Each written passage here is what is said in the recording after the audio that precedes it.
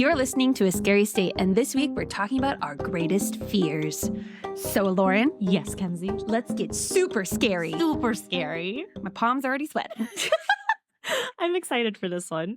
Yeah, Lauren and I are going to talk about our trauma, Yeah. aka our phobias. Yep. So pretty much people get to hear all about that. Yeah, and if you're not afraid of these things, then this episode might be kind of boring for you. But if one of these is also your fears, then Terrified. come along with us. So we decorated for Halloween. Yes, it's very lovely and fall and spooky. Thank you. Oh my gosh, I'll have to send you a video of it when I get back to my apartment. But the decorations I got, some of them, it's like, ooh, spooky, Halloween. And then you can flip it over and it's fall. Ooh. So I can use them for a long time. Oh, that's so nice. They're versatile. We have some in here that are also fall. So we'll put away the spooky for November. And then once the fall's done, then we'll set up the Christmas and You know, winter. what would be fun, what I would love to do, and maybe we could do this for our studio, Mm-hmm. is every month is like a theme of spooky. Ooh. So like Thanksgiving, or like November, fall, but still like spooky, but not like Halloween spooky, but like Okay. Thanksgiving spooky. Okay. And then December, obviously like winter spooky. And then, Spooky Christmas lore things. yes. But January should, whoa, fuck. Oh my God. Just splashes. It didn't get on my, no. I had a coffee spill this morning too. No, go here. Let me help you. I just spilled coffee. I've cleaned up today.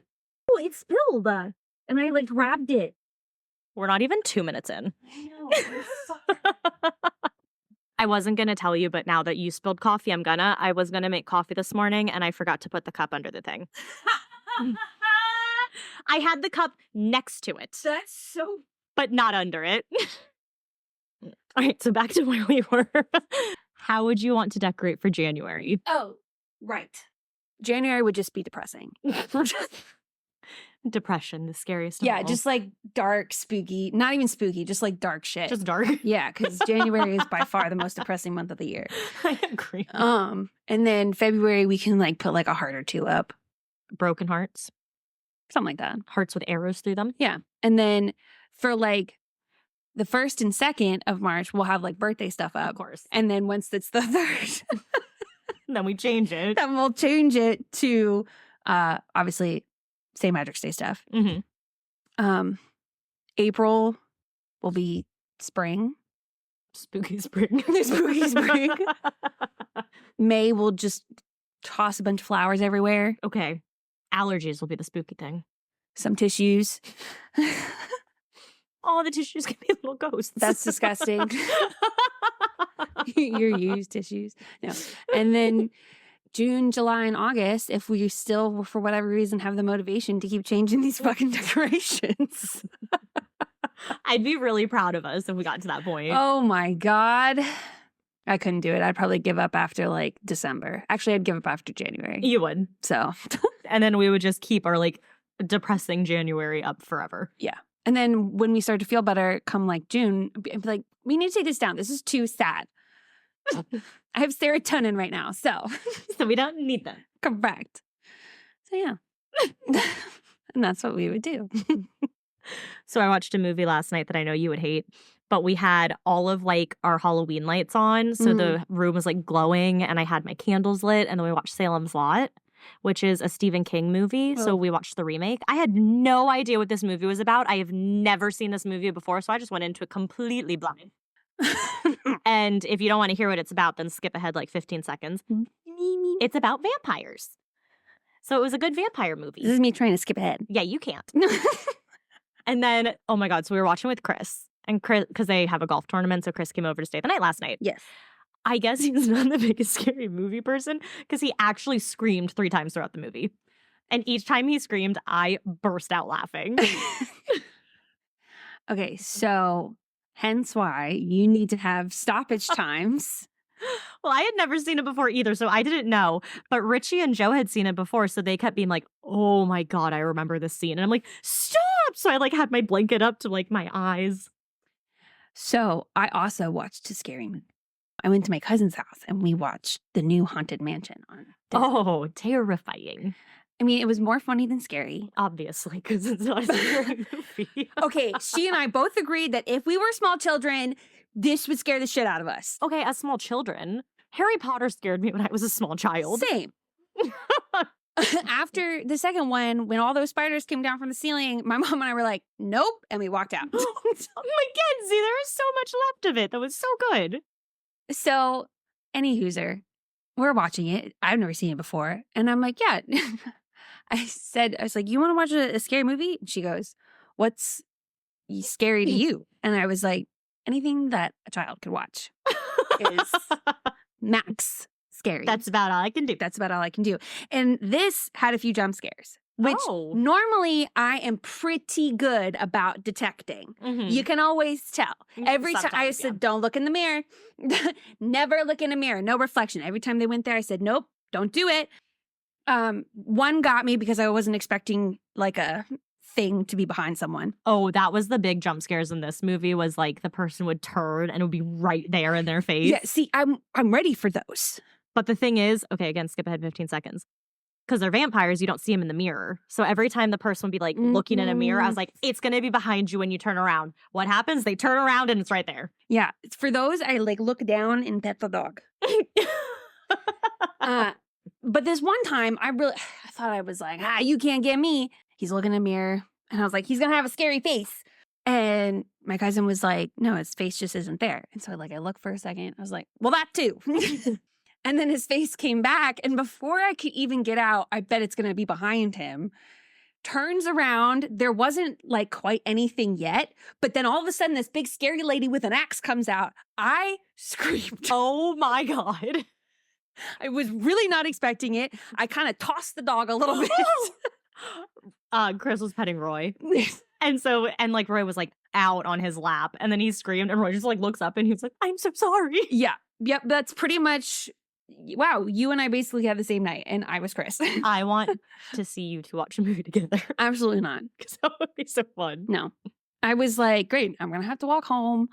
Well, not walk home, but walk back to my car. And then I'm going to have to go to my friend's house. And it's like in the middle of the freaking woods.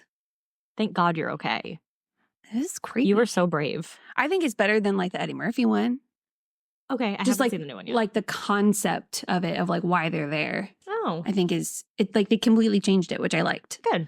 So I was like, this good remake. And it takes place in New Orleans, which makes it better. Love it. It was more funny than it was scary. Okay. But. Are you ready to talk about our fears then? Yeah, let's go. All right. So I have a test for you. Yeah. So because we're talking about our fears, I wanted to go over some phobias. Okay. And make you guess what they are. Okie dokie. Okay. So we have our normal one, arachnophobia. Spiders. Then we have, okay, please excuse my pronunciation for these. Arachibutyropophobia. Say it again.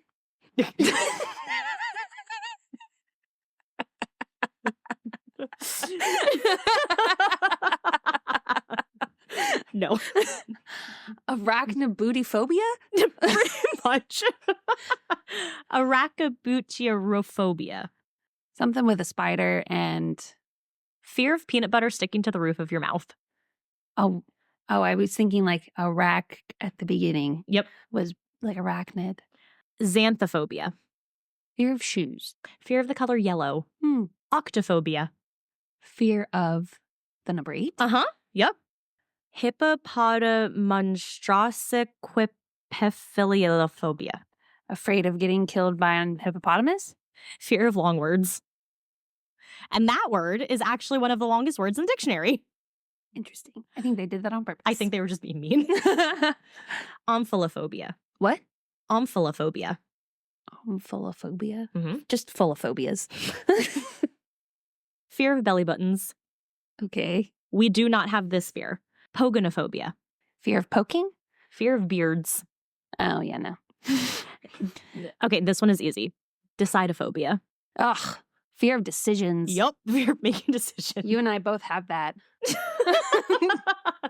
We will never actually admit it, but it's terrible when we're together. It's because I don't want people to be mad at me for making my decision. Well, yeah. You think my reason is any different? What's yours? I don't want people to be mad at me for a decision. Or like if we play trivia and I give an answer and someone's like, well, I think it's something else. I'm like, fine, then put yours because I don't want to be the reason we get it wrong. And then I'm sometimes right. And then I look at them and I make them know that I should have been the one listened to. See, in those situations, I will declare rightness. But it's usually things that I'm not 100% sure. I'm like, kind of sure. I mean, more decisions of like, always let other people play their music. Yeah. That kind of thing. Except with us. We Well, accept each other's music, so it's good. yeah. So letting you play your music is listening to my music. Exactly. All right. Phobophobia. Fear. Fear-phobias. So fear of having a phobia? I think so. Or maybe the fear of all phobias. It's just fear of phobias. Okay. Taphophobia. This Fear is of what I tea. have. Fear of elevators. Fear of being buried alive. Oh. Anatodiophobia. Some of these I like wanted to stop, but I couldn't, so I just kept going. Fear of ants. The irrational fear that somewhere a duck or goose is watching you. Oh. Turophobia. Fear of taking turns. Fear of cheese. That sounds terrible. Cleithrophobia. This is also another fear I have. Fear of cliffs. Fear of being trapped. Oh. Mm-hmm. Ailurophobia. Hmm?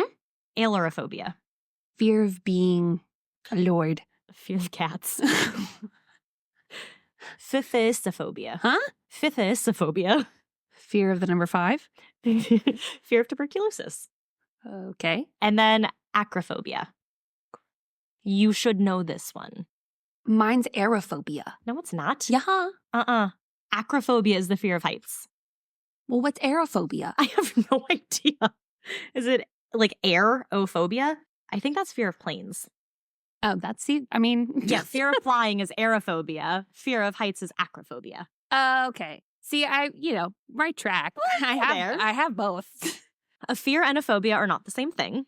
So phobias are usually triggered by genetics, environmental factors, and learned responses. Ooh. So genetics can be if someone has a tendency to be more anxious, that can increase the risk of developing a phobia. Oh, ding ding. Some can even be passed down in your DNA. Oh, for sure. So I think this more relates to like everyone's innate fear of snakes, spiders, heights, like those things that people are always afraid of without knowing why you're afraid of it. Mm-hmm. Environmental. So if you've ever been put in a situation, a frightening event, or negative childhood experience or trauma.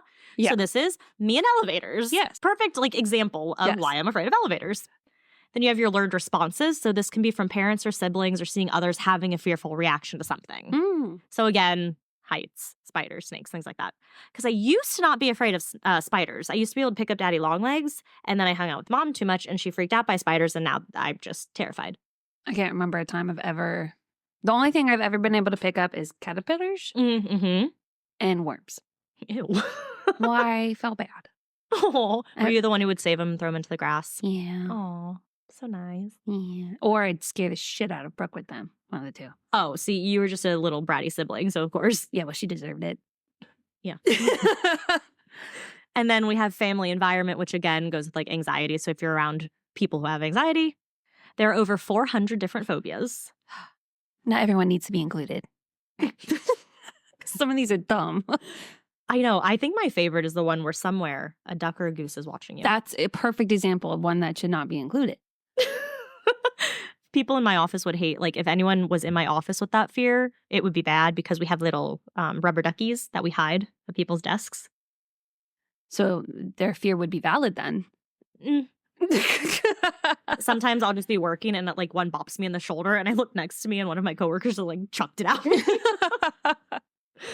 So interesting fact, phobias are more common in women, and women are more likely to be diagnosed with a specific phobia than men. So 66% of women have phobias and 34% of men.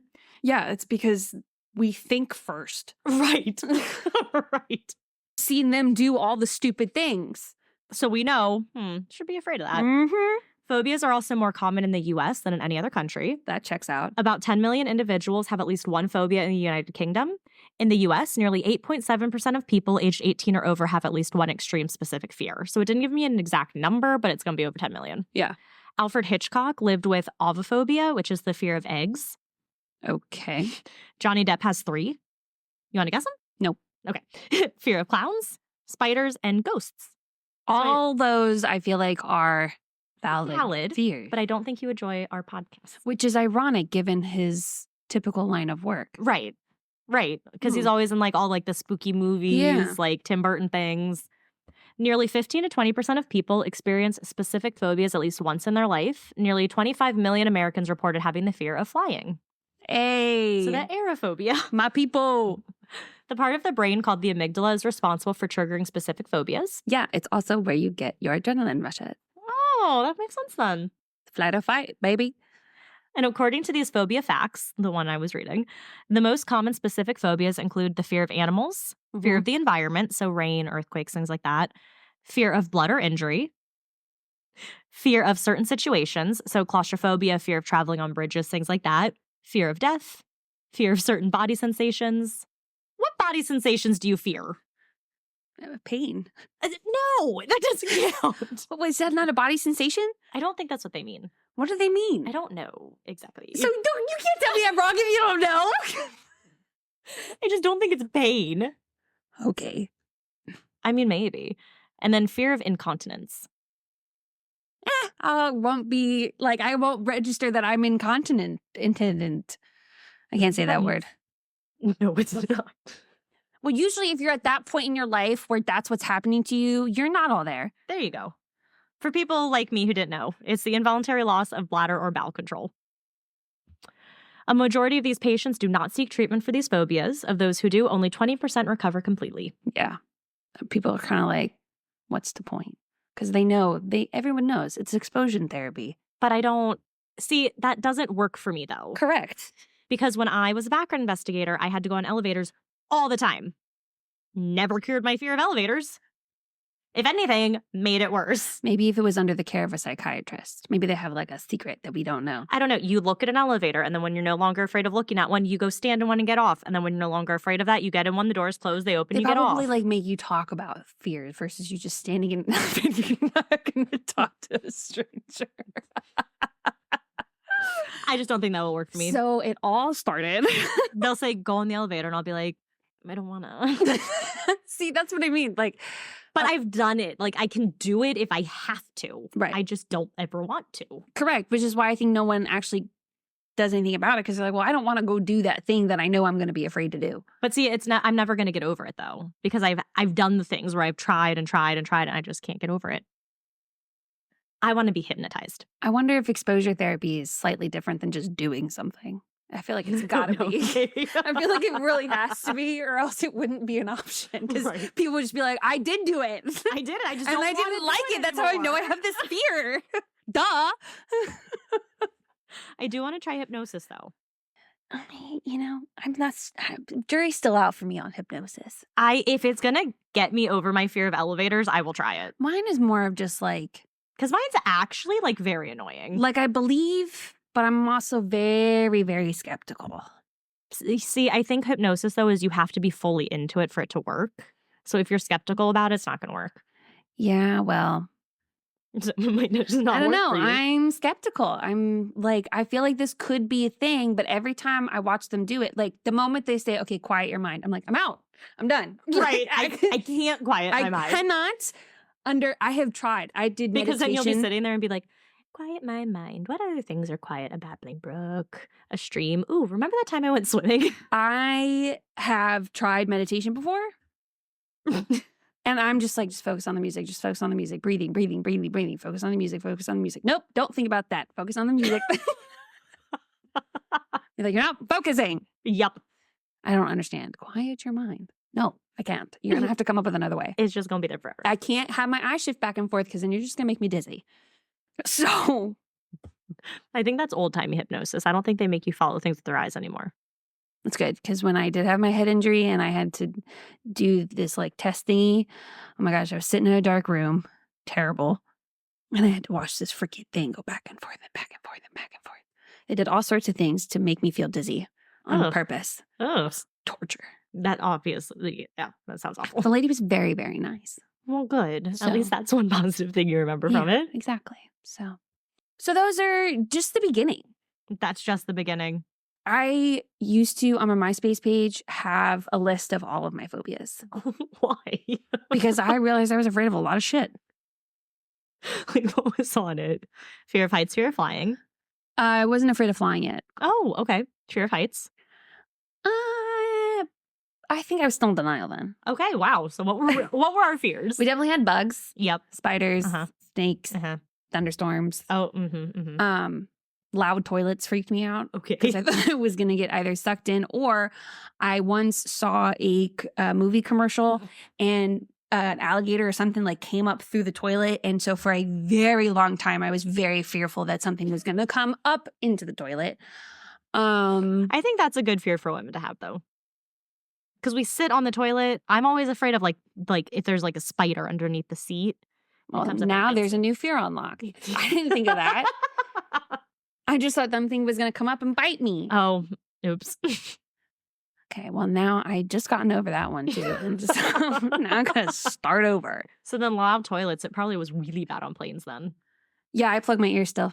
I hate when those flush. It is loud. Yeah. Not a big fan. So, like, I'll do it and go, yeah. Oh, my God. And then it started in middle school in those bathrooms. Loud motherfucking toilets. Yeah. So. Man, look at how far we've come. Ugh. Life is hard, man. Life is hard. All right, Mackenzie.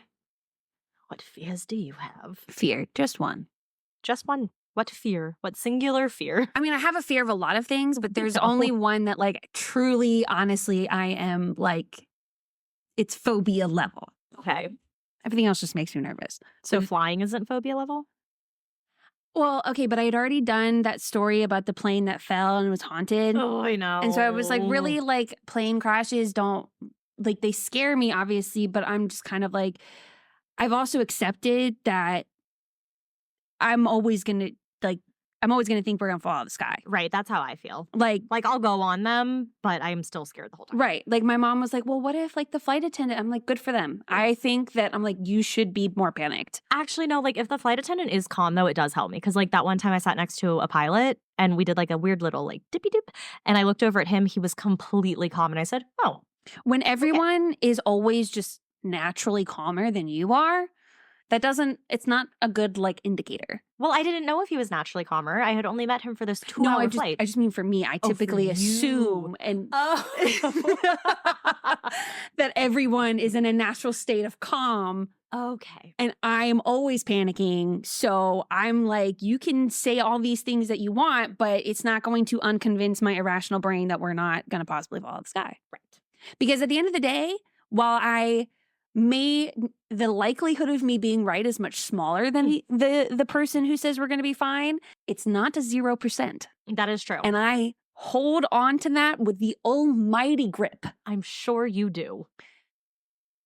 Heights, I've just decided to avoid altogether. Okay. It's kind of like scary movies. I had a point where I'm like, you don't have to do that anymore. Mm-hmm. So I don't. Okay. But instead of giving you height facts, I'm going to share some of my experiences with heights. Oh, geez. Okay. Most of these are going to come off as funny and not scary because I can't tell a traumatic story any other way.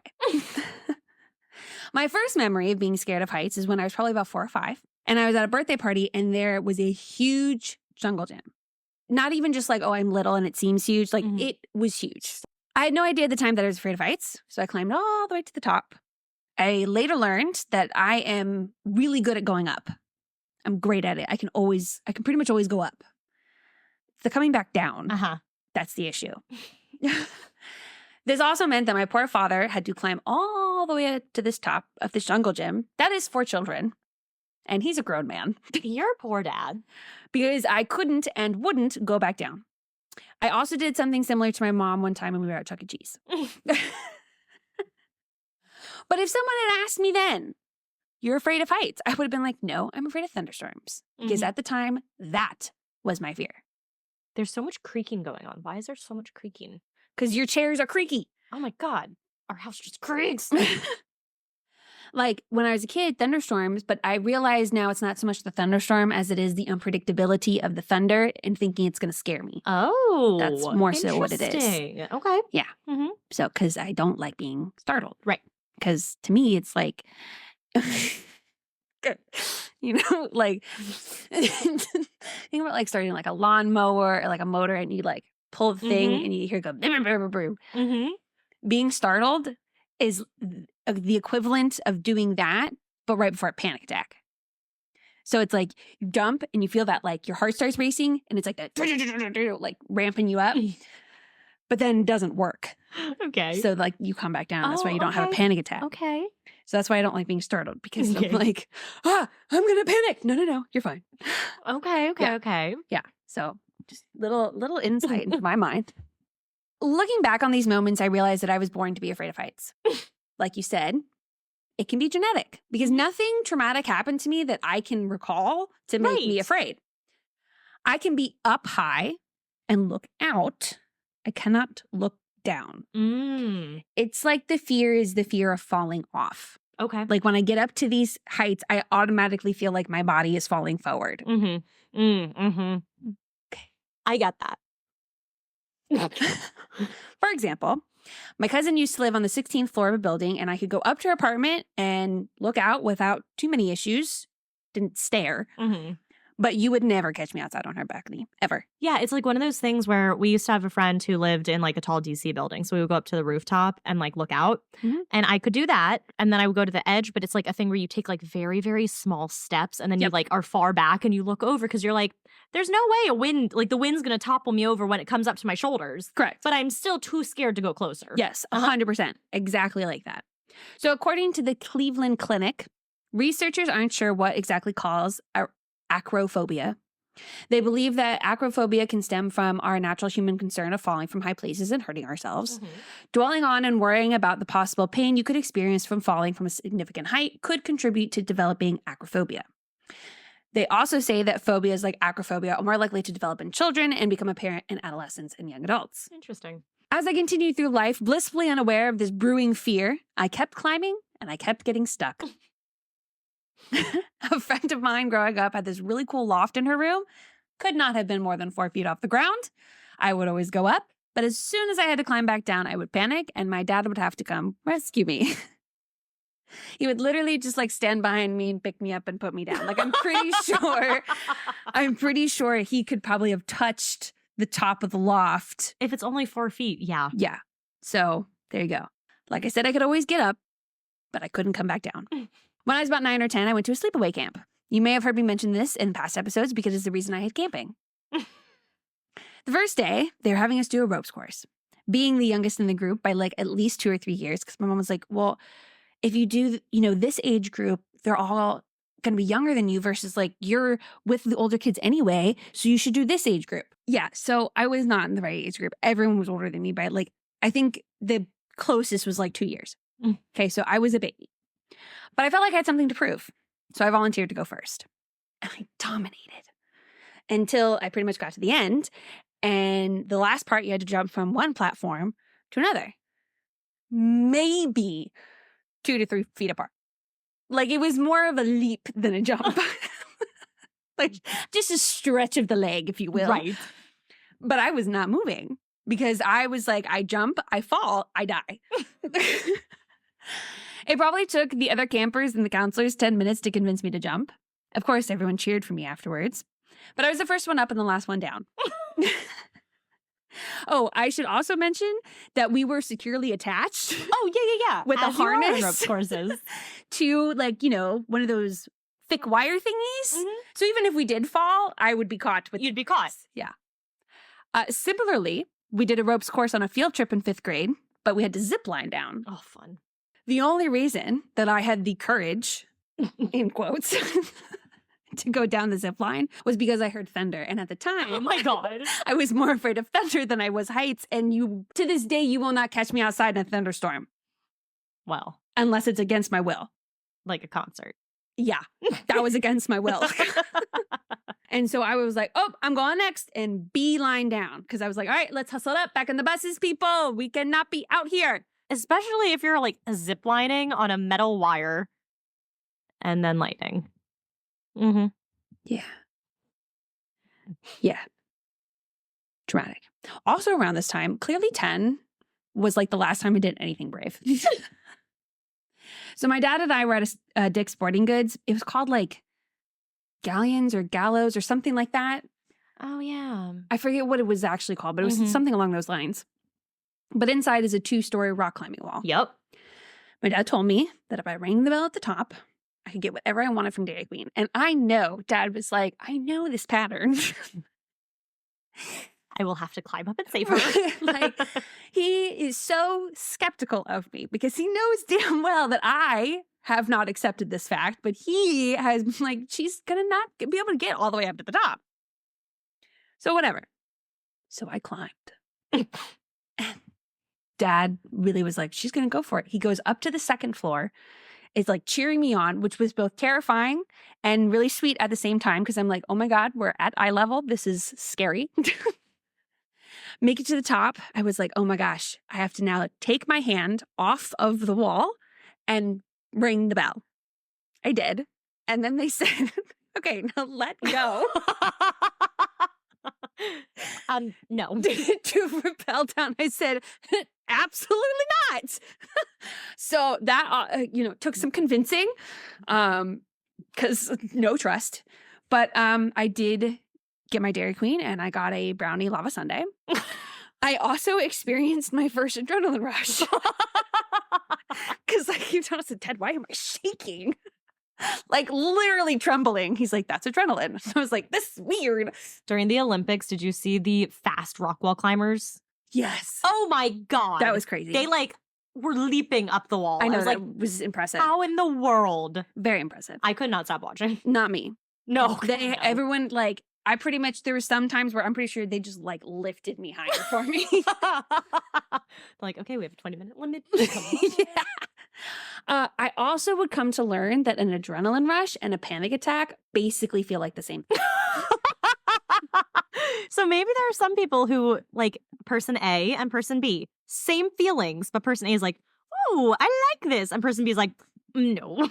Correct. Exactly. That's like exactly with scary what movies. it is. Yes. That, like, fear, I like that. You know. But that fear for you is, oh God, I'm going to die.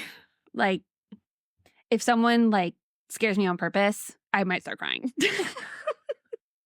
I'm going to a haunted forest next weekend. So my cousin was like, she was like, so you can never go to a haunted house. I said, that's why I don't. I know. Like, Which could is why you I'm imagine? so excited to go to the haunted forest house thing. Could you imagine? No. Neither could I, because it would never happen. Also around this age, maybe it was like close to 11, we went on a vacation to a beach. Of course, we visited a lighthouse. Naturally, I wanted to go to the top, but a new fear was unlocked. Stairs with holes. The reason it is called an irrational fear is because I was convinced, and still am today, that I would fall through this tiny gap in the steps. Mm-hmm. And of course, even when I got to the top, I'm hugging that wall. Yep. I was still living in denial into my high school years. I was okay with roller coasters, mostly because I would close my eyes and you weren't up high for very long. Right. That was until I got my head injury and roller coasters made me dizzy, and then I just stopped riding them altogether. I made my friends climb out onto my roof in high school. Oh, yep, we did that a lot. We also jumped off a bridge into a reservoir. Yep, a lot as well. I think it finally sank in that I am not a heights girly when it was the summer before my senior year of high school, and we decided to go to Disney that year. Already, there's a few flaws in this plan because it wasn't even a year after my head injury, and my dad knew damn well that I was not going to go on any of those roller coasters. Right. So he pretty much spent hundreds of dollars for me and my sister to stand in line and take pictures with characters. No. Problem number 2, we were on the 10th floor. Mm-hmm. Had a large balcony, great view, one that I liked to look out from, not down or on the balcony. If I did, Wall and I, we buddies. Besties. Once when we were out there, my sister was like leaning over the railing with her phone, trying to take a picture, and my stepmom and I both yelled at her to back the fuck up. That makes me so nervous. We were at a concert this past weekend, and Joe's like, we're just on the second floor. And Joe's like holding his phone over the balcony, like as we're waiting for the show to start. All I could think about is it's gonna fall. That's not a good idea. It didn't fall, but still. Yeah, I can't look at people leaning, phones leaning, because anything that looks like it can fall, whether it's human or not, freaks me out. Fear of falling. So the fear of falling is basophobia or tophobia. So you have basophobia or tophobia. Well, most of the times I fell haven't ended too well. Yeah, fear of falling is mainly basophobia. I fall from my own height and I fucking break my arm. So basophobia and acrophobia, the fear of heights, are often closely related. No shit. Yeah. Anyway, because I couldn't and wouldn't go on roller coasters, let's try a water park. And it was a safer bet, kind of. But in order to get to the top of the slide, you have to climb upstairs. And some slides are really high up. And one of the last slides we went on, we had to climb a lot of stairs. As we made our way up to the top, I became increasingly more nervous. God bless my sister and the fact that I haven't broken her hands yet from squeezing, flying, going up high. As we're nearing the top, I saw a fucking bird fly right by our heads. And I said, nope. And I closed my eyes. I said, you're going to lead me up to the top. I think us and all of our listeners know your fear because we have heard this story. Exactly. And every time it's just the bird, the heights. Oh my God. So, yeah, I mean, like, feel my hands. Clammy. And every time I tell this story, they're like, I can't believe you closed your eyes. Like, and I said, I have I think closing my eyes would be scarier. Right. But see, that's the beauty about my brain is that I can disassociate so well that if I can't see it, whether that means my eyes are closed or whatever, blissful ignorance, I can convince myself it's not real. I'd feel like I would fall more. That's why she was my guide dog. You are now my seeing eye dog. Like, that's how we're going to get If you want to go, you don't have a choice. Correct. So, yeah, like, it sucks, but like that, okay, when my dad's driving over the bridge, close my eyes. Let me know when we're down. I just wouldn't like that because I'd feel like I wouldn't know what was going on. Exactly. Which is scarier than seeing the height. No, because blissful ignorance. This is why you got to learn to disassociate. If you don't know what's going on, you can tell yourself that whatever's going on is not going on. Well, I'm glad that works for you. It does. And it's great. So I can get through a lot of things because I'm like, okay, you want me to do this? This is how we're going to do it. Right. One time she had me walk across this bridge that was under an overpass bridge. So it's like, I got the double because I can't look up at tall things either. Right. New York City was great. So we have to also then cross a bridge, which, not a fan. So I looked at her and I was like, okay, we can do this, but I'm booking it. I'm not stopping. I'm not taking a picture. I'm not doing anything. So I will meet Point you A to point B on the other side. And if you want someone to take your picture, you're going to have to do it yourself. I was in Colorado. My friend wanted me to take a picture of her on the balcony. Our friends were on the 14th floor. No. And she's like kind of trying to get up on the ledge. And I'm like, no, absolutely not. And she's like, no, just take it. Just take it. And I was like holding the camera and looking to the side. She's like, well, you have to look at it. I said, no, I actually don't. And if you want this picture taken, you're going to have to ask somebody else because I am not looking at you. Like I said, I think in the last episode, once I say no, the more you push it, the deeper I go into the no hole, especially when it comes to fears. Because at this point, I get dizzy and lightheaded, most likely because I'm hyperventilating. I can be on the balcony 3 to 5 stories. 5, I'm like, I'd prefer to sit. Anything above that, and I'm either sitting up against the wall or not going out on the balcony at all. So, are you ever afraid that you'll jump? Have you ever had that feeling of when you're up high that you want to jump off, but you don't want to die? Oh, Can't relate, but I know other people have felt this before. I think, like, what if I jump? Right. Is that like intrusive thought where I'm like, I shouldn't do it. I'm glad you asked. I want to. I will tell you what it is. Okay, thank you. Because despite what I think, you're actually not crazy. So Jennifer Hames led a study called An Urge to Jump Affirms the Urge to Live for the Journal of Affective Disorders. Oh, good. Yes. Diagnose me, come on. She calls it the High Places Phenomenon, or HPP. I was going to say it sounds like a disorder. Yeah. I have HAP. Ooh, HOP. It's not O. I know, it's HPP. Yeah. So there's no vowel. So you can make whatever vowel you want. Hop. Because you hop off. Exactly. Got it. I don't know if that's the rules of the acronym, but okay. I think it makes sense. Okay.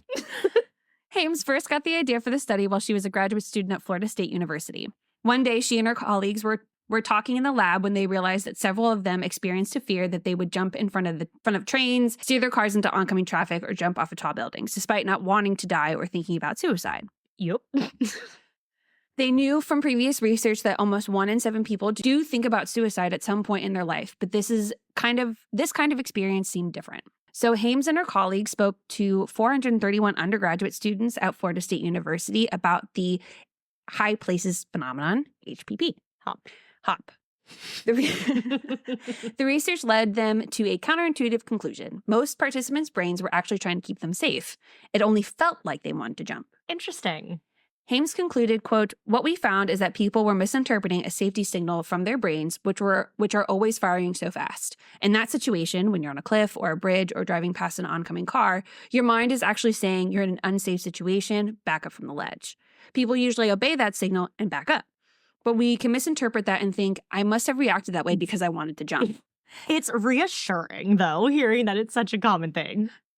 A different psychologist said that she believed people think about jumping from high places because it gives people a thrill and could even challenge people not to freeze when they feel afraid. Oh. This phenomenon has also shown up all over the world in different languages, arts, and psychology. The French call it l'appel de vide, du vide. I don't know. It means the call of the void. Ooh. Italian pop singer Lorenzo Giovanni Cherubini wrote in his song Mi fido di te that says, quote, "Vertigo isn't the fear of falling, it's the desire to fly," but in Italian. Ooh. I like Everything's more beautiful in Italian. Yeah, it had it, and I was like, it's one thing to do the French thing because it was just like a couple words. I'm not doing a whole phrase. So whatever I said, and then put it in Italian. Exactly. I got to read this book.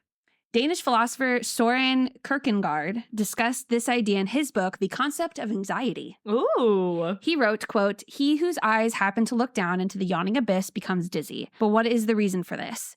Is it just as much in his own eyes and in the abyss? Hence, anxiety is the dizziness of freedom." Ooh. Agree to disagree, buddy. Brenna Kay wrote an article about HPP for the website Headspace. She interviewed people around New York City. A woman named Gianna told her that she was perplexed by her own HPP thoughts until she mentioned it to friends while standing on a hotel terrace, and they shared similar stories. How'd you bring that up? I really want to jump. I won't, but I want to.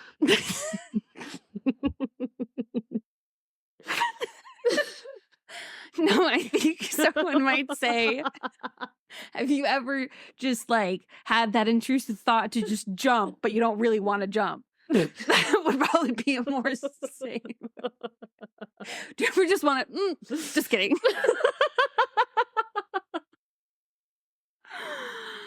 Oh, God. She believes, though, that her HPP was related to other boundary crossing ideas that sometimes pop into her head. Okay. She told Brenna, quote, "It might have something to do with how easy it would be to do something so irreversible and absurd. Oh my God. That the mere thought that it's possible exerts some weird fascination." I liked her explanation. Yeah. "I also don't like to sit in emergency aisles in planes because of that big red lever that looks so easy to pull." It probably isn't, but I start obsessing. Just tap it. What's going to happen? But I started obsessing over what would happen if my hands just pulled it. Before I realized what I was doing. I would never actually pull the damn thing, but the obsessive thoughts are no fun. I think we all are. Yeah. According to Hames, HPP is similar to, but not the same as intrusive thoughts. Oh, okay. She explained that intrusive thoughts are those that keep popping up and interrupting daily task-related thoughts, even if the person is trying to avoid them. They are typical symptoms of things like obsessive compulsive disorder or OCD and post-traumatic stress, PTSD. Intrusive thoughts happen when people are going about their daily lives and are usually related to past trauma. Hames said that HPP occurs when a person is in a particular setting, like a cliffside or a ledge. Okay.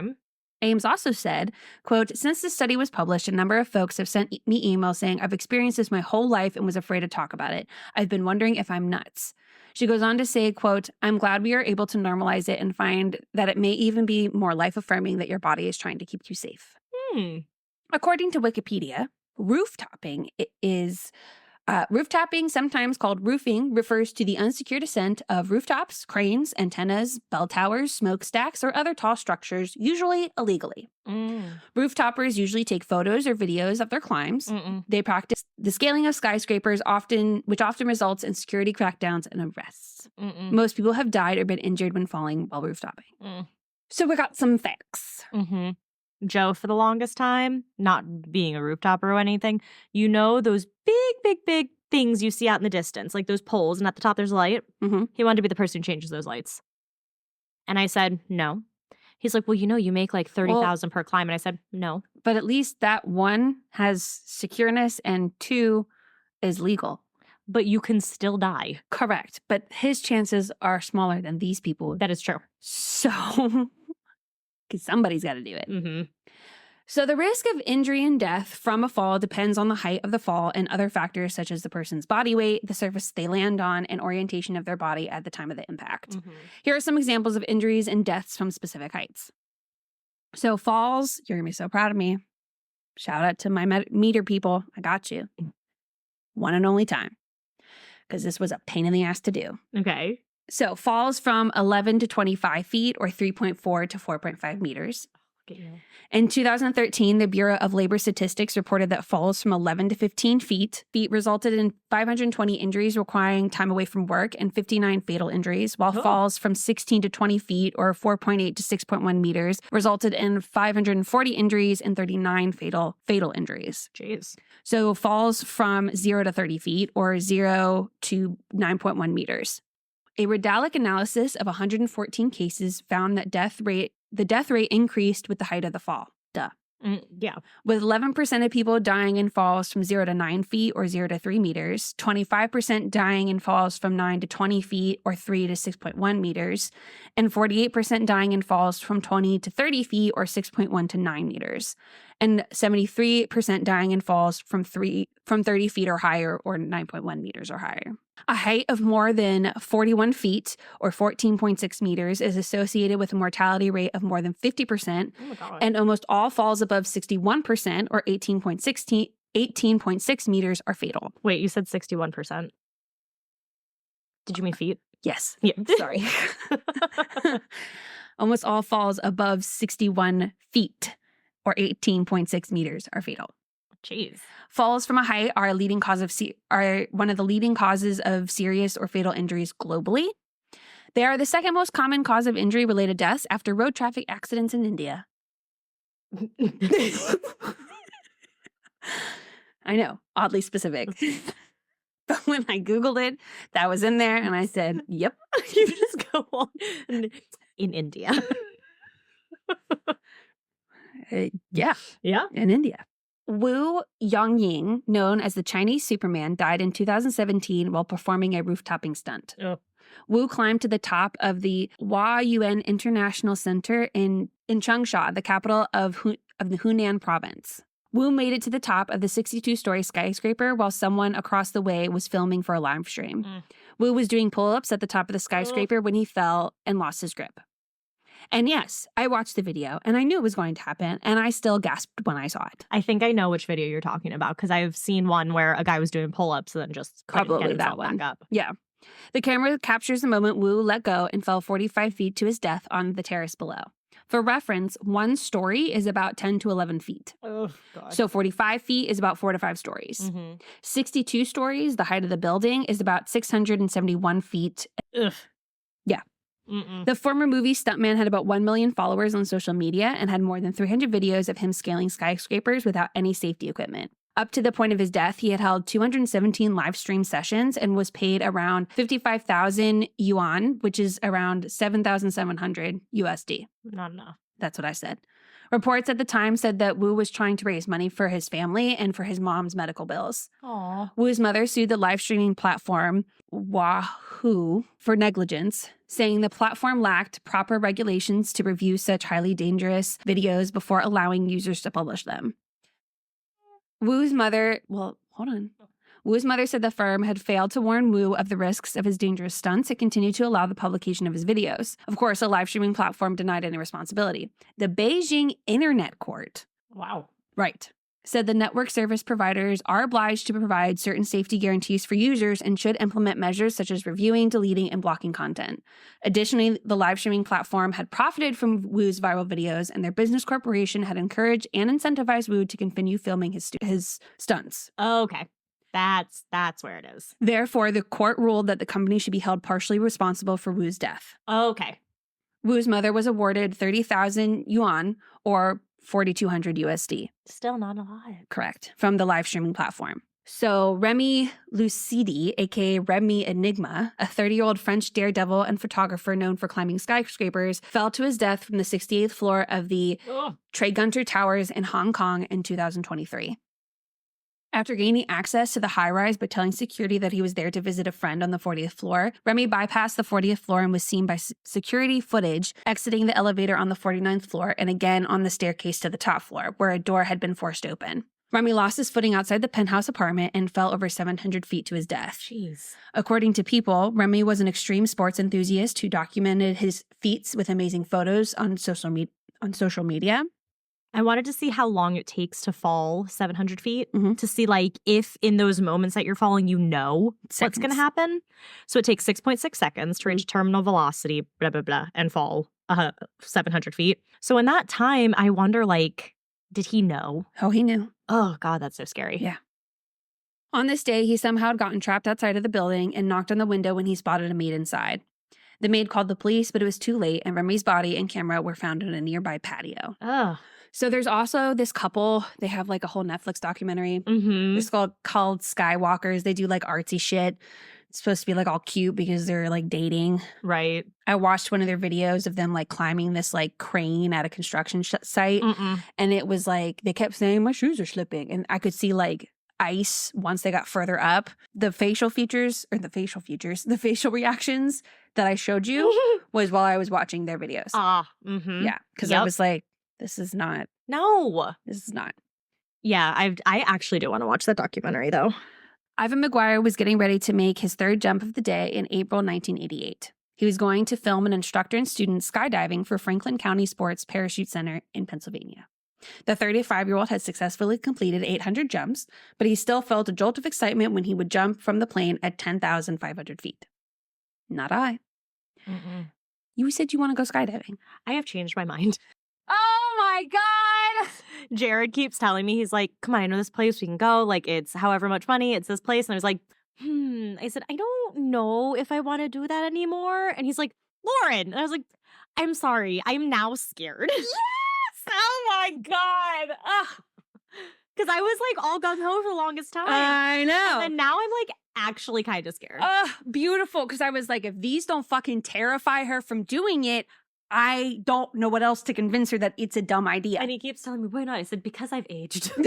Now I'm too scared. telling you, all of these fears that I had, I did not have them when I was little. Well, because when you're younger, you don't understand what can happen. Yeah. Like now, if that parachute doesn't open, I die. If the reserve doesn't open, I die. Yes. You can still break your leg, even if both of those things catch. Yes. No. Correct. What if you are putting on the wrong backpack? I don't know. No. Well, this 35-year-old, like I said, had completed 800 jumps. And in the very old footage, you see the instructor and student have released their parachute and are kind of like being pulled upwards. Right. And McGuire continues to fall. Suddenly, you see the camera frantically shaking back and forth and what appears to be McGuire like trying to reach for his parachute. Despite his experience, McGuire forgot to pack the most important thing when skydiving, the parachute. Oh my God. The final words caught on the recording were, oh my God, no. Oh, His body was later found in the woods about 1.5 miles from the airfield that he took off from. So did he just not, like he just jumped out without a backpack on? No, he had a backpack on. But it was just a normal backpack? Let me explain. Sorry. I'm just nervous. I'm going to explain. Okay. Captain Ralph Brown told UPI, United Press International, after reviewing the tape at the time, quote, it kind of appears he reached for his parachute and didn't have one. He continued, you could only see the instructor and the student falling in the video, but the release for his parachute is on his right hip, and when that right hand goes down, the left hand goes forward and comes into view of the camera. So like, kind of like that. Yeah. It's kind of boggled in there, and it sounded like he may have said, oh no, right after his left hand came into view. So, like, he realized he didn't have it. Mm-hmm. At the time, pilot Mark Luman was investigated to see if he had checked to see if McGuire was wearing a parachute. FAA Inspector Walter Rigsby said, quote, "There is a regulation number 105 that states that no one may jump unless the pilot checks the parachutes." Nancy Fayard, wife of the parachute center owner Paul Fayard, said at the time, quote, "No one was aware that he got on the plane without a parachute. Of course, no one knew or they would have stopped him." And so he was just jumping solo. Yeah. Okay.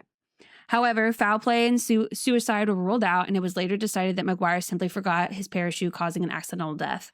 It is believed he may have mistaken the camera equipment for the parachute, as it had a comparable mass and weight in an unfortunate mix-up. Oh, no.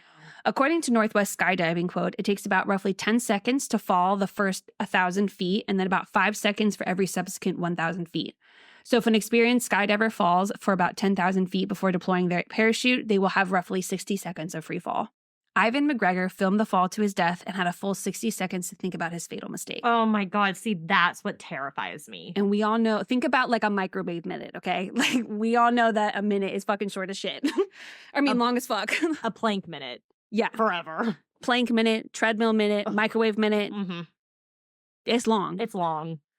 More recently, in 2022, Richard Sheffield, 55, and his skydiving team were sent to perform a stunt landing for the annual football game event in Washington County. The Musket Bowl was between Daniel Boone and Davy Crockett High Schools, which I thought was kind of funny. Yeah. His group, Jump Tennessee, were a group of paratroopers and typically entertained fans before the annual Musket Bowl, and Sheffield had more than 1,500 jumps to his credit. To everyone's shock, Sheffield crash-landed behind the football field. The New York Post reported, quote, "Terrified fans on the ground were heard shrieking and screaming as the skydiver plummeted to the ground at a speed that appeared way too fast for a safe landing." The video was frozen before the deadly impact. Richard Sheffield was sadly declared dead at the hospital. The group said that there was nothing out of the ordinary about his dive or the parachute, which was reportedly deployed without incident. Jump Tennessee reportedly said he was a highly experienced jumper with decades of experience to his credit and a well-respected member of the skydiving community. The entire skydiving community is saddened by the sudden loss of a wonderful member of their community. In conclusion, oh God, stay on the fucking ground.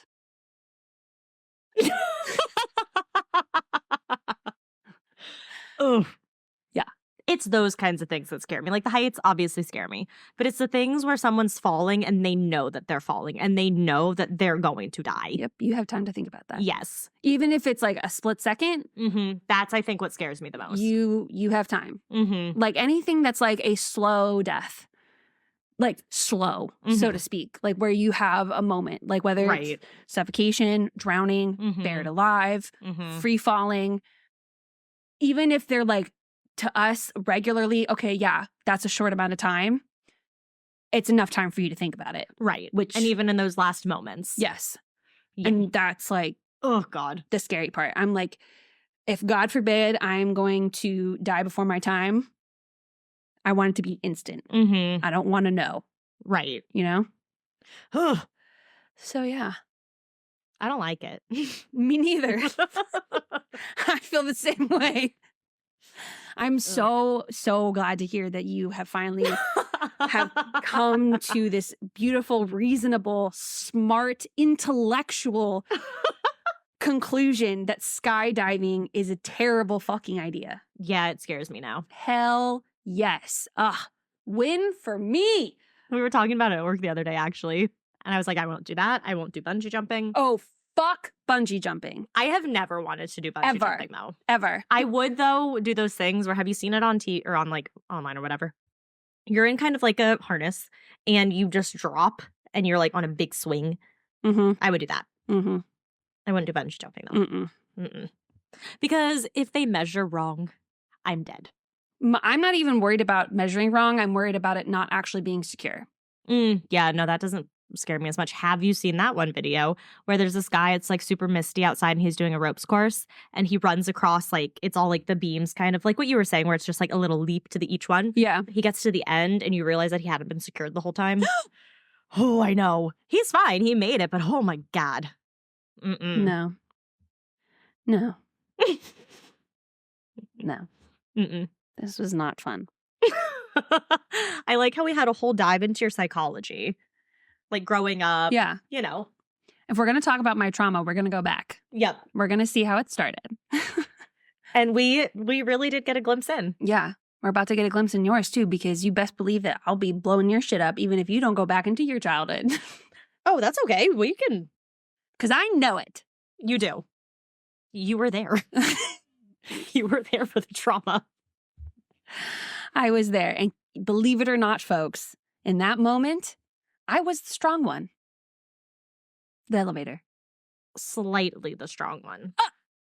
We were both on the ground crying. That wasn't until I realized that they were in fucking Texas and we were in Ocean City, Maryland. And I was like, how the fuck are they going to help us all the way in Texas? I had tried to keep strong for as long as humanly possible because you freaked out immediately. Oh, immediately. And so I was like, okay. Those doors tried to open and they didn't. I was done. She freaked out first. She beat me. So, okay, I'll take the lead on this one. We're going to be okay. We're going to be okay. And I held out as long as I fucking could. But the problem was we were both in a situation that we were scared, but for very different reasons. Mm-hmm. So we couldn't really help each other because I was like, I'm scared too, but I'm scared of falling. You can't help me because you're scared of being stuck. And I'm scared we're going to drop and die. Yeah. So vastly different thing. Same situation. yeah. But the one time that I was the strong one. And thank you for that. I think it's the only time I'm ever the strong one is if you have to go in the elevator and I'm with you. Yeah. Yeah. Mm-hmm. Other than that. Yeah. I'm usually not the strong one. See, I can be the strong one for the other ones, except if we're like stuck on like heights. Yeah. There was this one ride at King's Dominion, and it's not even a ride. It just brings you up really high and then spins you around slowly so you can get like a nice panoramic view of the park. Mm-hmm. I freaked out. Yeah, no, I can't do those like drop zones. It wasn't a drop or anything though. It was just a nice slow rise, a nice slow couple circles so you could see all the park, and then a nice slow lower. I could do that. I couldn't because we were up high. And my thought was, if I get stuck up here, a firefighter cannot save me. I see what you mean. Mm-hmm. Yeah. Well, and then I just kept picturing like, oh, well, that bolt's going to fall out of my chair and I'm going to go flying off. Oh, yeah, that's a whole separate. Yep. That's just like lack of trust. Big lack of trust being up there. But yeah, no, drop zones combine one of my two biggest fears, heights and being startled. So they are not for you. No, I think that would be one of those things that like, when people are like literally scared to death and it's usually like a crazy heart attack or whatever, that I would have no doubt would happen to me. Yeah, I don't like those either. Again, not for the drop, for being stuck at the top. Yeah, I mean, there's just so many things that can go wrong. What do I want to mention first? Because I'm like, yeah, no, being stuck at the top, I would panic. Especially because I'm like, well, this thing is supposed to drop and we're stuck. What if it just ends up accidentally dropping, but no one's really like monitoring it because they think it's stuck and then it just drops and doesn't stop. Yeah. So anyway. Stay on the ground. All right. What traumatic tea you pouring, Lauren? Okay, so I was going to give you a pop quiz, but you kind of already talked about them. So the fears are elevators and being buried alive. Yeah. So that's what you're going to get today. So when I was doing my research for the elevators, I was like reading some stories and my face was like, because I was reading it at work. And one of my coworkers looked at me, she goes, Lauren, are you okay? And I was like, I'm sorry, I'm reading about traumatic things that have happened to people in elevators. She's like, why are you doing that? Because everyone at work knows my fear. Yes. So I'm sure all of our listeners are also aware of my fear. But short recap, Kenzie and I went to the beach together. We got stuck for 30, 40-ish minutes. Happened after I already didn't like them. Now I hate them. So Ranker.com had a wonderful little blurb about what could happen if you're trapped in a falling elevator. Fucking A. So quote, to survive in a plummeting elevator... this is not, it's not even stuck, it's falling. This is falling, yes. The standard advice... I need a blanket. I need something to be able to secure myself in because I'm already starting to get anxiety. So I need like something to put like around. Okay. So quote, to survive in a plummeting elevator, the standard advice is to lie down on your back flat on the floor. This action spreads the G-force out evenly across more of your body, making it more likely you'll live through the process. I thought you were supposed to jump. No. Like right before it hits. No. No. Not supposed to jump. But let's say you don't do this. What would happen? If you are still standing at the moment of impact, Oh, like I would still be fucking standing. your internal organs may try to keep moving, despite the rest of you not following suit. Because of this, your organs could tear out of the bottom of your body once, and your limbs may break under the impact. Your head, however, would remain furthest away from the bottom of the elevator, meaning you may survive long enough to see your insides make their way outside. At that point, pray that you've gone into shock. Luckily, due to many safety improvements, finding yourself trapped in a rapidly falling elevator is highly unlikely. I'm gonna throw up. So let's just get more into all of this. I don't want to. I don't think you should go. Mine was lighthearted. This one's not. Mine brought laughs. Yep, nope. So the Center for Protection of Workers' Rights in a 2013 report looked at 18 years of data. They found that 263 people in the US have died while working on or near elevators. Another 89 died while at work. Another 91 deaths resulted from non-workers in a different 13.5-year period. There are many different ways that people can die from an elevator, to include falling down open shafts. Yeah, that I definitely like way to beat. And see, I'm so afraid of the elevator that everyone has to gingerly step onto it. So I look down and I gingerly step on. So I'm not afraid of this one. My mom gets nervous by that teeny tiny crack between the floor and the elevator. Uh-huh. You know, that's her irrational fear. All right, another one are crushing injuries. So being crushed by the elevator coming down or something like that. Yeah, I feel like you have to have a specific job. Mm-hmm. That's mainly people who work in the elevator field. Decapitation. Huh. So this actually happened to a 15-year-old boy in 1883 in Baltimore, Maryland, and is one of the first documented accidents. This happened again on January 7th, 1995, to a man in New York City. There are a few of these, actually. I didn't include all of them because there are actually a lot. I feel like this probably happens a lot more in like cities, right? Since there's so many skyscrapers. Probably. But it usually happens when someone is stepping onto or off of the elevator and it starts moving when it's not supposed to. Okay, another. Think about that. Yep. Oh, all the elevator free falls. So this happened in 2018 in Chicago when an elevator fell 84 floors after a cable broke. No one was injured miraculously, but those trapped had to be evacuated by hammering through a concrete wall to get access. I literally, and I'm not kidding, I have had a nightmare where I was in an elevator. That's how I know it's a nightmare. And it falls and the elevator tilts in such a way that the doors can't open and the other one can't open. So we're just kind of stuck. And in my dream, I think, you have to be dreaming. You have to be dreaming. Please wake up. And then I do wake up and I'm like, thank God. But yeah. And then being trapped. So there is security footage online from October 1999 of a man named Nicholas White who was stuck on an elevator for 41 hours after a malfunction. So that's why one of my rules for if I have to go on an elevator is you pee first. Yeah. So you don't have to establish a pee corner. Correct. Also have to have like at least my water with me. Oh yes, and yeah. Bonus points if I have a snack. Yes, I get it.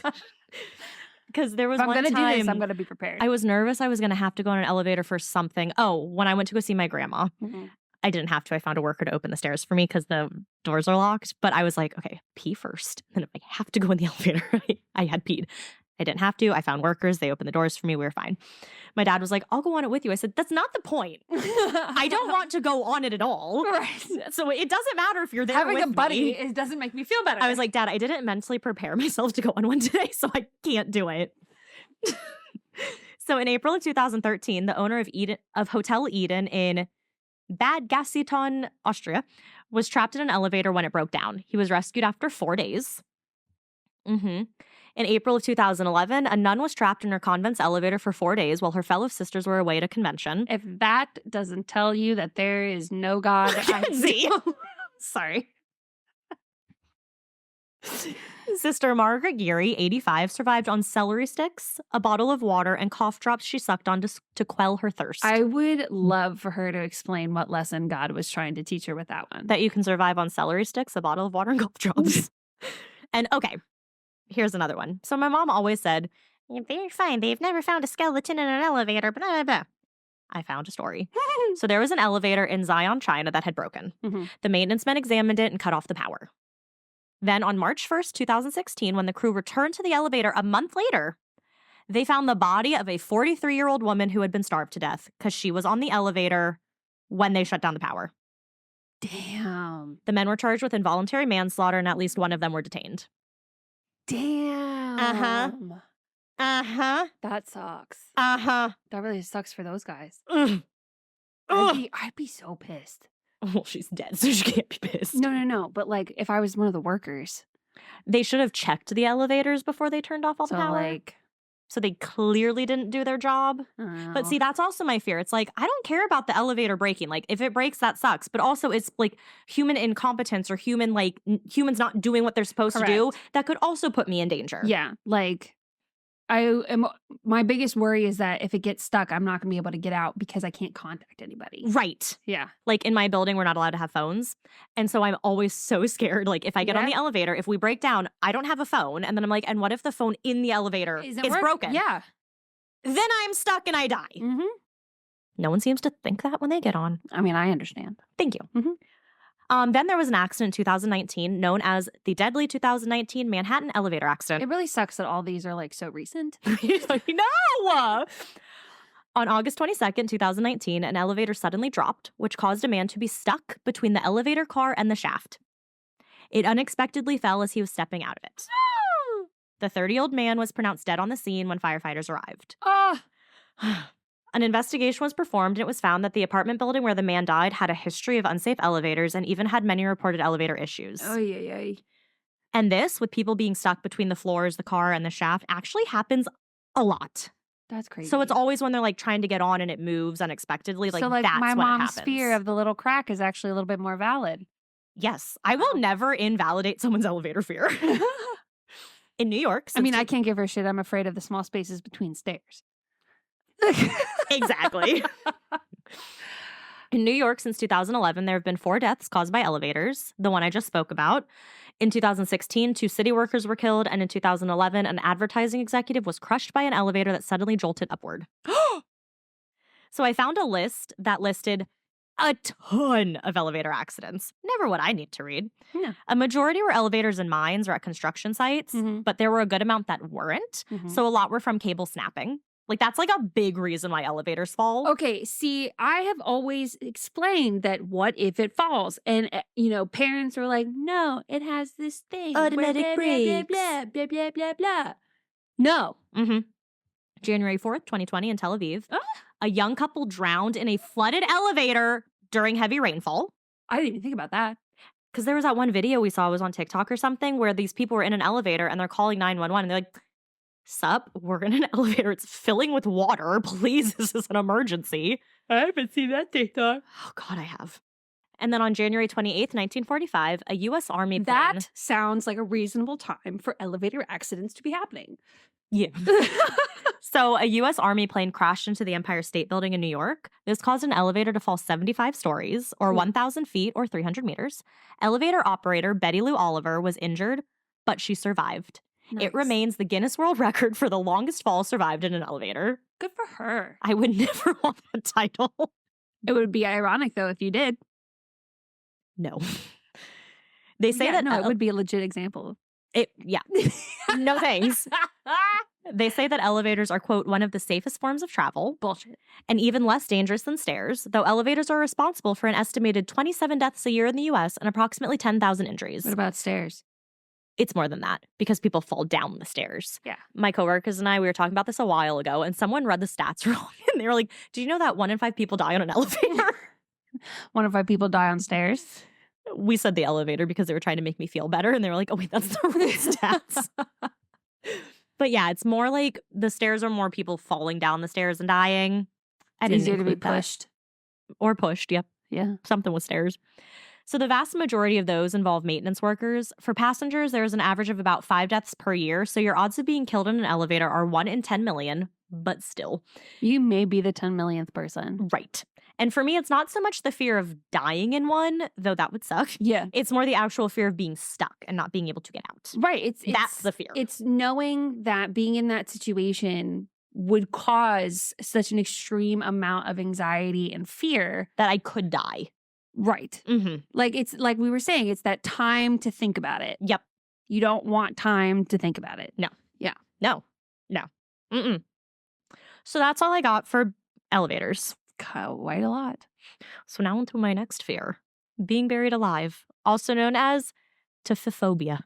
I feel like this, I mean, you might know. I feel like this is more likely to happen to people than an elevator. I don't know. Because I feel like there's a lot more things that can bury you Oh, yeah, that's true. That's a good point. versus like how often are you in an elevator? Right. So I was going to cover a true crime story about it. Okay. Like find a true crime story and throw that in here. But then it made me too sad and I couldn't. Oh. So I moved on to short blurbs about it instead. But interestingly enough, I was listening to Mr. Ballin and he covered one of the cases that I was about to cover. Mhm. And when I was listening to it, I was like, this is so sad. Yeah, man. Thank God I didn't cover Because it. he gives it from like their perspective too, Yeah. which is tough. And it's like real tough. Yeah. So there's more like some of the buried alive stories are people being put into the ground and then having the dirt on top of them. While that is terrifying, mine is more like waking up in a box and knowing you're underground. Yeah. Yeah. Yeah. So like that's kind being of more. kidnapped. Yeah. When I Yeah. think of being buried alive, that's more what I think of. Were you listening to the Mr. Bond episode where it was that older couple? That's the one I was going to cover. Yeah. Yeah. Yeah. Good thing you didn't because I just listened to it. I did too, which was like 2 days ago. Yeah. So no, I couldn't cover it. Yeah. But that was very, very sad. Yes. Very sad. Yes. So all of the ones I read were like that. And I was Yeah. like, I just can't. Yeah. My favorite TV show, Wentworth. If you're going to watch it, skip this part. I know you're not. The person who you absolutely hate gets buried alive. Mhm. She doesn't die, sadly, which I knew she was. And I was like, that's too easy of a death for her. Yeah. Besides the point, terrifying. And just like picture you're in a box and you just hear dirt. And then there's another movie. I can't remember the name of the movie, but I've seen it before. So if you, again, don't want to hear this movie, skip ahead. It's about this guy and his wife goes missing and he's trying to find her. And he meets the serial killer who killed her. And he says, show me where she is. Like, show me what you did to her. And he goes, okay, like, I'll meet you at the bar and we'll talk about it. So they get to the bar. He gives him a drink. And he says, you drink this and I'll tell you what happened. The drink is poisoned. He falls asleep and he wakes up buried alive. Well, So that's what happened to his wife, was she was buried alive. And he said, show me what happened to her. He showed you what happened. yeah. It makes me have a difficult time breathing. I get so scared. You need to be careful how you word things. Right. Tell me what happened to her. Don't show me. Yeah. Okay, I'm getting anxiety. Okay. That's why I got a blanket. So the Edisto Island Presbyterian Church sits on Edisto Island in South Carolina, and the Presbyterian Church graveyard holds a very particular legend, the legend of Julia Lagar. This tale took place in 1852. So Julia Lagar, 22, was on the island visiting her family when she fell ill with diphtheria, which is a serious bacterial infection that usually affects the mucous membrane of the nose and the throat. Ooh, She quickly that slipped sounds terrible. It is. She quickly slipped into a coma. Her family waited and waited for her to wake up, but she never did. They soon had to call the family physician, who came in and declared that Julia was dead. Back in the 1800s, embalming fluids weren't a thing, so funerals were very quick due to the inevitable decomposition. Julia was dressed for her funeral, her family paid their last respects, and Julia was buried the same day that she died. Her body was taken from the church where the funeral took place to the family's mausoleum. I cannot tell you how many times I had to spell mausoleum for this story. Those are other places that creep me out. Oh, yeah, and this could make it even more creepy. Yeah. She was placed inside the crypt, then the marble door of the mausoleum was closed and locked, only to be opened when the next family member would be laid to rest there. The family continued on with their lives as best they could after losing a child. Then 2, or maybe 15, stories differ, years later, another member of the family died. After their funeral at the church, they were brought to the family mausoleum to be laid in the crypt alongside Julia. When the doors to the mausoleum were open, her family made a tragic discovery. There, they found Julia, in her burial gown crumpled at the foot of the mausoleum doors. It was clear she had been buried alive. It was determined that during her illness, her respiratory and heart rates had dropped so low that when the physician checked for her pulse, it was undetectable, which is why the physician declared her dead. When she was buried, she was simply still in her coma, not dead. That means that she had eventually woken up in her own tomb next to the remains of her long-dead family members. She must have tried to open the marble doors to the mausoleum, but they were heavy and had been sealed, so she truly had no way out. That is where she finally died.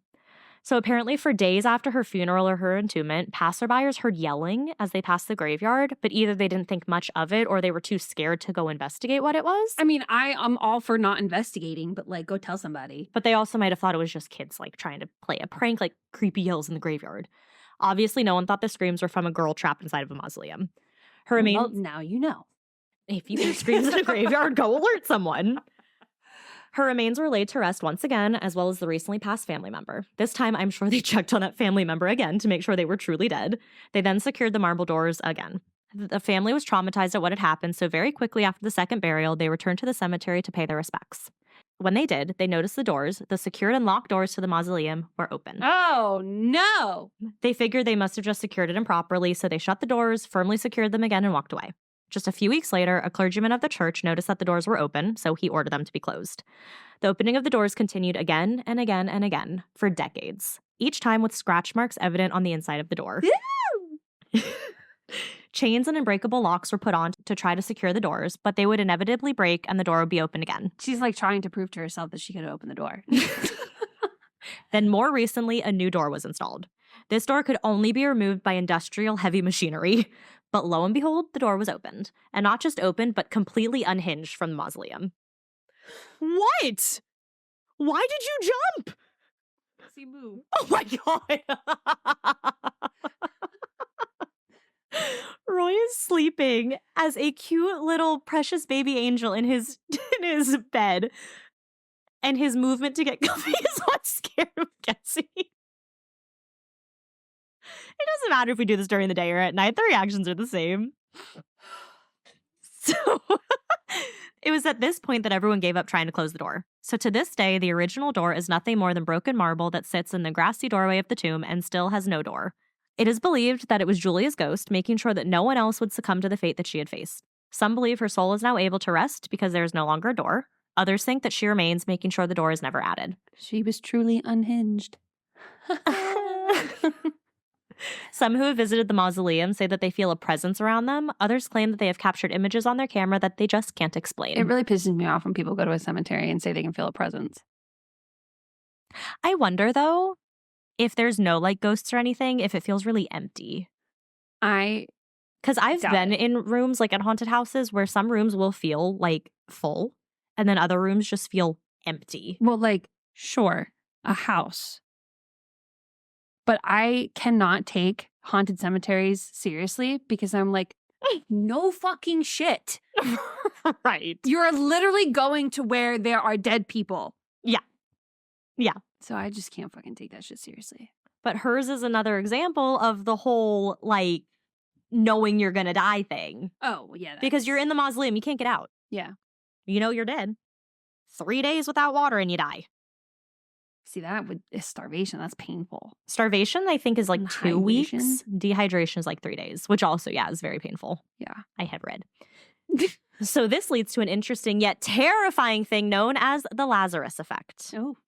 The biblical story of Lazarus from Britannica.com goes, quote, "The miraculous story of Lazarus being brought back to life by Jesus is known from the Gospel according to John, 11:1 to 11:45. The account notes that Jesus loved Lazarus and his sisters, and that when Lazarus died of illness, Jesus wept and was greatly disturbed. Although Lazarus had been entombed for 4 days by the time Sounds like it was his lover. Jesus arrived at Bethany, he was raised by Jesus from the dead and emerged from the tomb wearing his burial clothes." So if someone suffers cardiac arrest, they will usually be pronounced dead by medical professionals if CPR or other resuscitation efforts are made and there's no response from the patient. But there are those rare cases when the person has a sudden spontaneous return of cardiac activity or they come back from the dead. In these cases, these people were never actually dead to begin with, they just appeared as so. So in medical terms, it's called autoresuscitation, but it's also known as the Lazarus phenomenon or Lazarus syndrome. In these cases, the person usually regains blood flow within 10 minutes of CPR, but there are some cases when the patient wakes up hours later. And so the science community said, fuck your religion. This is actually what happened. Yeah. In these cases, though, according to the Cleveland Clinic, which I know you used, Look at that. most people who experience this phenomenon don't survive much long afterwards. Yeah. From 1982 to 2018, there were 65 documented cases of the Lazarus phenomenon, but only 18 of those people saw full recovery. It's like in the Friends episode with their Nana. Yeah. So the Lazarus phenomenon usually only happens when medical professionals have performed CPR. It's not 100% clear why, but experts believe that CPR causes hyperinflation, where there is too much air in the lungs, so pressure builds in the chest, preventing blood from flowing to the heart, making it seem as if the heart has stopped beating. When the pressure subsides, the blood can flow again, and there the person comes back to life. So CPR is not life-saving? In very rare cases, no. According to the Cleveland Clinic, it is believed that this phenomenon occurs more than is documented. Rodney Davies, author of The Lazarus Syndrome, Burial Alive and Other Horrors of the Undead, 1998, claims that anywhere between 1 to 2% of burials in the US and Europe are premature, probably because of the Lazarus effect. Some people See, it's this. This is why I'm going to be cremated. Yep. This fucking shit right here. So then if this happens, I might go in alive, but I will come out But dead. I will definitely be dead. Like, I will definitely be dead. Correct. Yep. So some people who fall under this are 5 hours into 76-year-old Bella Montoya's funeral in Ecuador in 2023. 2023!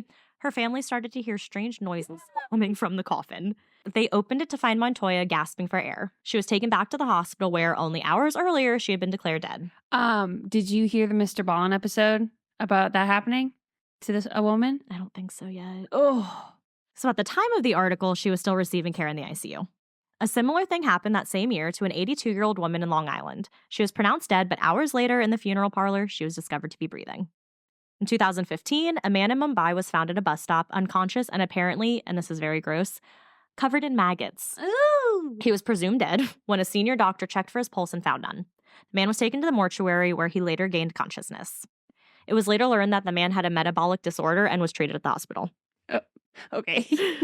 Was that a scared hiccup? No, it was like a like anticlimactic. Like, I don't know. When I hear metabolic, I think like tummy ache. They went much more into his diagnosis, and I was like, that's not the point of this episode. Right. Then in 2014, a 91-year-old Polish woman terrified mortuary staff when she started moving in the body bag. Fuck that. She was returned to her family and warmed up with soup and pancakes. Oh. That reminds me What of an interesting combo of food. again, the movie I watched last night, Salem's Lot. It's about vampires, so they come back to life after they've been dead. So they're like in the sheet, and then like their arm falls. And then you just see them like rise up under like the sheet. It's so creepy. So luckily, they were all found before burial, those ones I talked about. But some people haven't been so lucky. One of the most notable cases would be that of 19-year-old Frenchman Angelo Hayes. In 1937, he was riding his motorcycle when he got into a Didn't bad they used accident. to put bells in coffins for this That exact became a fucking thing, reason? yes. And I didn't go into all of that because that could be its whole episode like itself. Yeah. So he slammed his face into a brick wall and was declared dead at the scene. He was buried 2 days later. He slammed it or someone slammed his face? No, he in? was riding a motorcycle and got into an accident. Oh. So he slammed into a wall. Eesh. He was buried 2 days later. But due to some insurance reasons, his body had to be exhumed. So a few days later, his body was dug up. It was found that he was still alive. His accident had caused him to slip into a coma, which needs less oxygen. So when you're in a coma, you need less oxygen to live. So because of this, It's like hibernation. Yeah. So he was able to survive in the coffin. Mm-hmm. He completely recovered and ended up going on to tour the country in a coffin he invented himself. With a bell. No. So he just would cruise around the country. He made a coffin that contained a small oven, a fridge, and a hi-fi cassette player. Nice. But yeah, the bell thing did happen because there was a time long ago, again, before like we would like use Advanced medical right, before we had all of the embalming. thank you, that's the word, Mhm. embalming fluids, people would just be buried. Yeah. And so they did have some would have like a air tube Yeah. so that you could like breathe air. Some would have a bell, so when your foot moved, it would ring the bell. Yeah. So, what was the thing? Saved by the Bell. Yes. That's what that this term phrase. comes from. Yes. Yep. Is because you're ringing the bell. Yeah. There's the graveyard guy who says, oh shit, they're still alive. Yeah. So this next one happened in 1889. Octavia Smith married a wealthy Kentuckian named James Hatcher. The two had a son named Jacob, but unfortunately Jacob died in infancy. This loss was too much for Octavia, and she fell into a deep depression, during which time she also started to show signs of a mysterious illness. She entered into a coma-like state and was unable to be awoken. Then, in May of 1891, just 4 months after her son's death, Octavia was pronounced dead. She was buried quickly and not embalmed, because it was the 1800s. But just days later, others in the town started falling into a similar coma-like sleep, all with a shallow breathing pattern, but they would all awake a few days later. This was all caused by the bite of the tsetse fly. Anywho, James, Octavia's husband, panicked and rushed to have Octavia exhumed, thinking she might have awoken. He was right, but he was too late. The lining of Octavia's airtight coffin had been shredded, and her fingernails were bloody. Her face had been frozen in a contorted shriek of fear. James went on to develop a phobia of being buried alive after this. Yeah. Phobia. Again. Again. Cremated. You wake up and you notice you're in a box. Cremated. Ugh. Then in 1884, Kentucky's Hickman Courier, a newspaper reported that a young lady, Anna Hockwalt, was getting ready for her brother's wedding and sat down to rest. A few minutes later, someone checked on her and saw her, quote, head leaning against the wall and apparently lifeless. Medical aid arrived and she was presumed dead as the doctor was unable to revive her. Her death was presumed from her nervous nature and the heart palpitations she suffered from. So they said, oh, well, she's a nervous girl. She got nervous. She has her heart palpitations that killed her. I see my future. Right. Just have your propranolol. You'll be good. I have it with me. I have some upstairs if you need it. She was buried the next day, but some of her family didn't feel this was right. After she had pronounced dead, her ears still looked pink, as if blood was still flowing through them. This thought stuck with her family so much that they had to exhume her, and when they did, they found that Anna's body was turned on its side. Her fingers had been gnawed almost to the bone, and her hair was torn out by the handful, meaning that she had been alive when she had been buried, and then... So there are quite a few more that I didn't cover. That's fine. That's okay. And then a lot were true crime related, and I just couldn't. It was just too dark, too grisly at the time. I just couldn't. Then we have those who have willingly chose to get buried alive. Like Fear Factor type shit? Sort of. So we have Jeff Smith from Britain. He broke the world record for longest time buried alive in a wooden box. He spent 142 days underground in a 7-foot-long wooden coffin. Why? I do know. I'll tell you. So he went into the box on August 29th, 1998, and stayed in until January 18th, 1999. So the reason why he did it was his mom had originally broken the record. Like, so she had set the record at like 130-something days. Then an American, God forbid, an American came in and did 141 days. So people were like, you're going to let your mom's legacy die that way? Avenge his mother. And he's like, I guess not. So he did 142 days. Okay. And he had already done it like for days at a time, but this was like the longest. So he had a television, mobile phone, books, and family photos to keep him company while he was down there. He was passed food and drinks from a ventilation shaft and also had a fan. See, but like, I didn't feel like that was too scary because you have this shaft right here. Right. Like planned and for experimental reasons. Right. I could do because I'm like, I know there's someone that would get me out. Right. He said that he spent most of his days reading and watching TV, also talking to the many people that came to visit him. He had been dubbed the human mole. Yeah, But I'm like, you go in there in August until January, you're missing summer, you're missing spooky season, you're missing November, all of the holidays that you have there, and then you come out in January for what?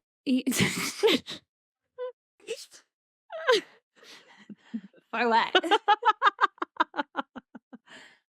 I was going to say, I don't know, but I feel like you have to go in when it's colder because it's drier.